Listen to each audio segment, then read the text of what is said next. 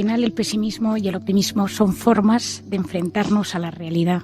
No es lo que nos pasa, sino cómo interpretamos lo que nos pasa. Un día eso te resulta terrible y otro día lo sabes superar de mejor manera. Y yo creo que tenemos que trabajar lo que es la neurociencia de la felicidad, es decir, tener conocimientos de cómo funciona nuestro cerebro y nuestro mundo emocional para no ser felices las 24 horas del día, los 7 días de la semana, que eso es imposible, sino para con los conocimientos que tenemos ser un poquito más felices, aprender a disfrutar lo bueno que nos sucede, que a veces no somos capaces, vivimos bloqueados para esos momentos de disfrute, y sobre todo aprender a gestionar lo malo, que no nos bloquee, que no nos hunda, que no tire de nosotros para abajo. Y a veces parte del problema de la vida es que las pequeñas cosas buenas nos impedimos disfrutarlas y las malas nos hunden, nos mortifican y nos llevan a nuestra peor versión. La felicidad consiste en vivir instalado de forma sana y equilibrada en el presente, es decir, conectar con mi presente de la mejor manera posible, habiendo superado las heridas del pasado y mirando con ilusión al futuro. Los que viven enganchados en el pasado son los depresivos. Los que viven enganchados en el pasado, en la culpa, en el fantasma, en la herida, en el trauma, son los depresivos. Los que viven angustiados por el futuro, los miedos, la falta de control sobre lo que pasará, esos son los ansiosos. Ahí está la ansiedad. La ansiedad es la enfermedad del futuro. ¿Qué pasará? ¿Cómo lo controlaré? ¿Cómo llegaré? ¿Qué pasará con mi familia, con mi dinero, con mi salud? Y entonces cada vez conectamos peor con nuestro presente. Y esa es la gran enfermedad del siglo XXI. La incapacidad que tenemos para conectar con la realidad, con el presente, con las personas. Conectamos con nuestro pasado constantemente, nos vamos hacia atrás, conectamos con nuestro futuro, no tenemos la ansiedad y conectamos con la pantalla. Pero lo que a mí me gusta, lo que yo lucho, lo que yo intento divulgar es esas relaciones humanas, esas relaciones reales de tú a tú, donde te miras a los ojos. Y ahí, bueno, pues ahí me encanta hablar en Encuentra tu persona vitamina, lo expliqué mucho. La oxitocina, esa hormona que se activa cuando miramos a los ojos de alguien y no le juzgamos, le damos esos abrazos largos y apasionados, esas caricias, ese te quiero y te doy paz cuando tú estás en guerra y no te juzgo cuando lo estás pasando mal. Ahí bioquímicamente pasan muchas cosas y esa oxitocina que nos sana potencia el sistema inmune, nos ayuda a bajar la inflamación y nos ayuda a bajar esos niveles de cortisol, que son los que se suben en los momentos de alerta, de miedo, de incertidumbre y en un mundo donde vivimos con miedo, porque no sabemos qué va a pasar, porque hay penuria económica, por la subida de los precios. Pues poder tener mecanismos que sepamos que nos sanan es impresionante y para mí eso es la neurociencia de la felicidad. La Navidad es un momento de nacimiento, de esperanza, de ilusión. Los que creemos sabemos que algo muy grande sucede, pero todos sabemos que es un momento de reunión familiar donde se reviven sentimientos de paz. Pero hay momentos que también se sufre mucho porque no está esa persona que se fue, que nos dejó, que ya está en el cielo, que se marchó. Por otro lado están esas personas que ya no están porque nos enfadamos, porque hubo un conflicto, porque no supimos gestionar una relación humana. Y eso también genera tristeza porque en esa mesa ya no están sentados y sabemos dónde se sentaban y sabemos que no fuimos capaces de solucionarlo.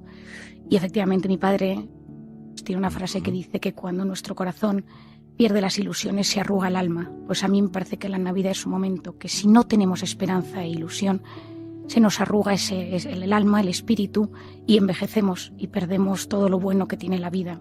Y para mí la Navidad ahí es volver a creer que algo bueno puede suceder. Una de las cosas que a mí más me interesa es explicarle a la gente que la mente y el cuerpo están unidos. Es decir, yo cuando estudié medicina, pues a ti te ponían migraña, causa de migraña, si te ponían tumor cerebral, encefalitis, no sé qué, y abajo ponían pequeñito, causas emocionales. Según la Universidad de Harvard sabemos que del 80 al 90% de la patología de atención primaria es por temas emocionales. ¿Qué son los temas emocionales? Nuestras heridas, nuestros fantasmas.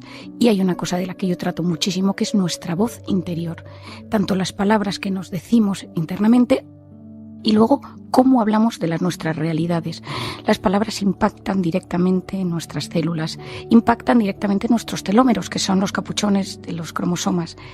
Y ese discurso interior, esa voz interior, tiene la capacidad de ponernos en estados de alerta, en estados de miedo, en estados de relajación en cuestión de segundos. Y eso, conociéndolo, nos tiene que ayudar a intentar saber cómo nos hablamos. Es decir, cómo me hablo yo, cómo es mi voz interior. ¿Me trato bien o me hago autoboicot? No lo vas a conseguir, esto no vas a llegar a nada en la vida, es imposible. Y estas cosas en la vida, cuando las conocemos, tenemos que hacer un golpe de estado y decir que mi voz interior sirva para apoyarme y no para hundirme, que mis palabras hacia los demás sean para ayudarles a generar un estado de bienestar, de quietud, de equilibrio y no un estado de miedo y de alerta. Para mí la clave es entender que lo que más nos hiere, que lo que más nos perturba es el miedo. Es decir, el miedo se instala en todos nosotros en algún momento de nuestra infancia, en nuestra juventud, cuando somos adultos por algo, ¿no? Y en ese miedo nos tenemos que hacer una serie de preguntas. ¿Cuál es mi peor visión sobre mí mismo? Es decir, ¿qué me da miedo convertirme? ¿A qué le tengo miedo? ¿Qué quiero evitar comportándome de esta manera? Y cuando yo voy conociendo cuál es el miedo, porque todos nosotros tenemos un miedo en esta vida, nos damos cuenta que en ese miedo salen cosas del futuro. Tengo miedo a perder el control, tengo miedo a no ser importante, tengo miedo a perder reconocimiento, tengo miedo a no ser perfecto o a que mis cosas no salgan perfectas, tengo miedo a decepcionar, tengo miedo a sufrir. Y en ese miedo, yo solo distribuirla en estas 5 pilares, nos damos cuenta que hay algo del presente y del futuro que nos llega, porque nuestro instinto de supervivencia, que es el instinto más potente que existe, es sobre sanarnos, sobrevivir y en esa supervivencia está el futuro. Tendré dinero, no lo tendré, etcétera. A mí hay un primer diagnóstico que es la sociedad del cansancio. Yo creo que estamos agotados. Hay una saturación de información, estamos hiperestimulados y cada vez la información es consumir información de la forma más rápida y superficial sin profundizar.